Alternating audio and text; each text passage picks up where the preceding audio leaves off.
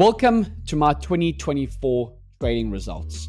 In this video, I'm going to unpack everything, the good, the bad, the great, the ugly, everything all involved in my 2024 results. So without further ado, let's get into it. Okay, so as you can see, I just missed the six figures, 99 grand, right, on the year. My daily win percentage, 80%. So that's a great stat. We're going to go through all the statistics, going into a deep dive. I was having a look at a lot of the interesting statistics about this, how my year started, how it developed, and everything like that. Okay, so let's go from January into February, right? So I started the year off nice. So 1K in January.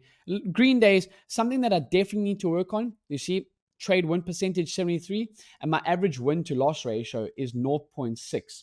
If I go to the equity simulator, so let's get that up, equity simulator, and I'll just put that into an equity simulator and actually just check it out and what those statistics would be. So let's get that up like this, and let's just put in $100,000, 100, 1, 2, 3, right? Win probability 73% at 0.6, right? 0.6, okay, over, let's just do 1,000 trades, okay, number of lines, 20, risk per trade. Let's start the simulation. Will I make money? Yes, I will. It's a positive expectancy value. You're going to, on average, over 1,000 trades, you're going to average 467%. Let's just say you take less. Let's just say there was 200 trades. A trade a day, 200 trades in the year. You're going to make, on average, 40% in the year. That's a really nice return. So, okay, so really, really solid results there. And that's for a lot of traders that are going to watch us and say, oh, well, you don't have a one-to-one risk-reward ratio. Yes, I don't. My average winner is 341 and my average loser is 567. So my trade win percentage is 73, or actually 74 if you round that up. So, but that's a positive expectancy value. I've just shown you on a equity simulator. Okay, what do you need for positive expectancy value? What does it make up of? It makes up risk reward ratio times win rate, or couple them together will give you either positive or negative expectancy value. For starters, a 50% win rate at 1-to-1 risk reward ratio is going to give you a break-even system. So that is a solid system. So you can still make money with less than a 1-to-1 risk reward ratio. That's just the facts. Take it or leave it. Can it be bad during the bad times when you're not, it takes two winners sometimes to make up the loser? Yes. Okay, so that was my stats this year. Really, really solid. My best streak during this day was 18. Okay, 18 winning days in a row, and my worst streak was 3. So pretty solid. So again, as I said, started the year off nice. February was 8K. March, let's go into March. March, slightly green. April, I do believe April was quite nice. Yeah, April was solid with 6K. May, I think I didn't trade a lot in May because I was getting, I didn't trade a lot in May. I was getting married. June, I think this is where I started to move over, and we'll go into my stats. I started to move over from going through the trading currencies into more trading indexes. And we'll go through that in my report section. Two aspects of my trading that have really, really helped, I believe, is Edgefill. First and foremost, you guys have seen me speak about Edgefill, know me speaking about Edgefill, and then TradeZella. Looking at the statistics, you actually have to know what is working, what isn't, how can I improve and be better. Okay, so started to pick up a little bit in June. July as well, pretty solid. And I know August was a really, really solid month. I had one red day in August, 31K on the month. And then September was down. I remember I was traveling. Slightly up, sorry. I was traveling on this account, on these accounts. And October was, again, really, really nice on my trading accounts. Okay, so pretty solid. And then came, obviously, I know November was quite nice. And then December ended down in December. No, slightly green, but down from what the average was. So some pretty average months there, some pretty not so good months there. But you got to take the good with the bad in this business. That is what what you kind of have to expect. And there's some times where the drawdown periods are pretty bad, like 10K drawdown. So yeah, you got to take the good with the bad in this game. You can't let one bad run affect you. Okay, so let's just go to January. Let's go to January like this. Let's go to January 2024 to June 2024.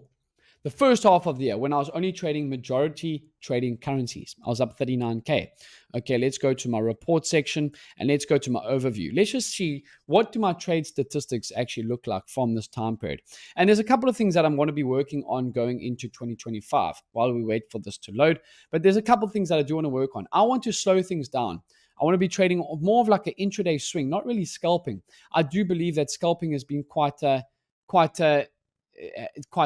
tough for me mentally, and I don't think it resonates with my way or style of trading. Just personally, I have seen, you can see, look, my average hold time for my winning trades is 5 hours and 25 minutes. This is in the first half of the year.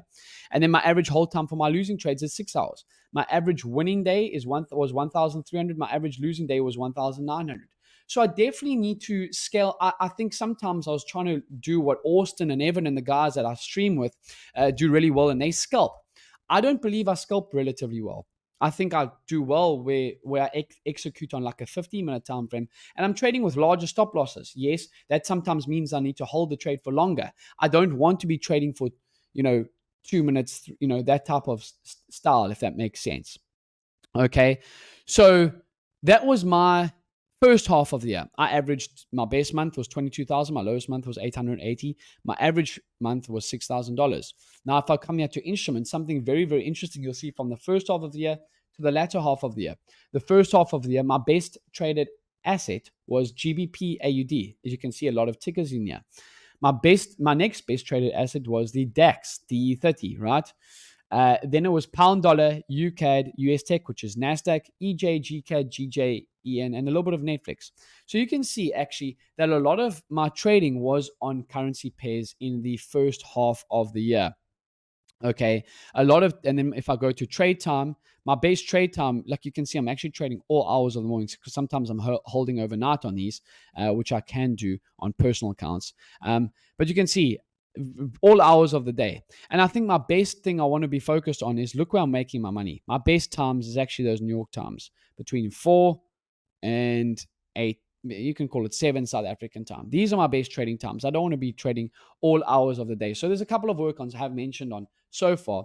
And this has been slowing things down, but also only trading one session, right? Only trading one session.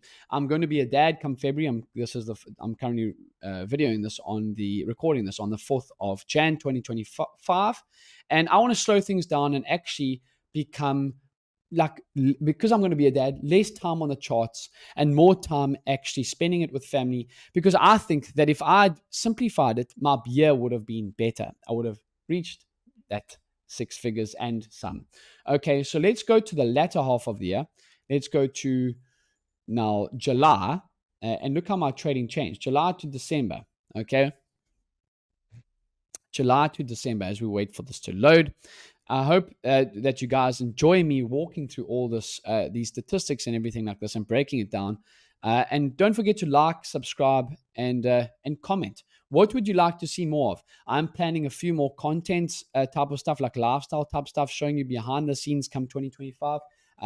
So definitely am keen to start implementing that. Okay, let's come here to my latter half of the year.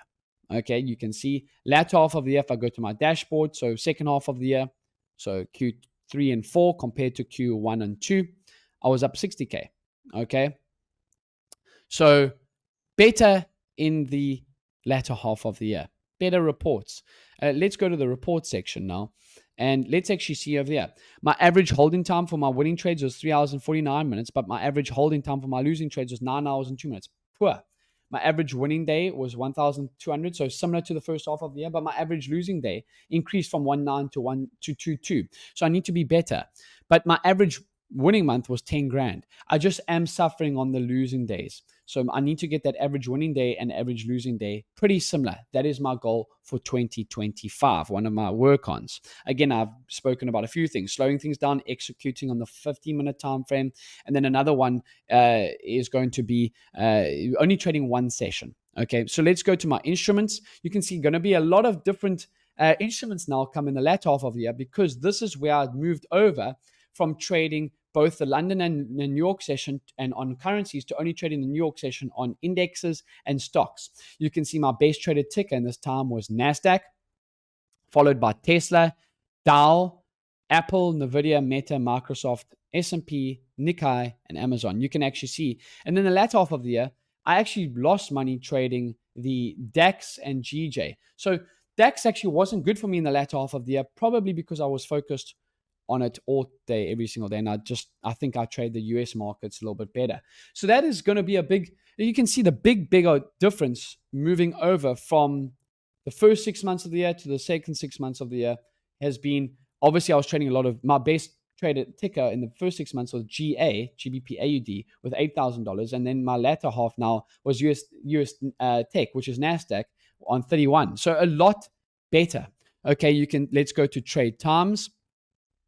You can see it, not as much trading in the London session, more trade, but again, just trading too much. I want to be trading from 3 o'clock, 2 o'clock onwards.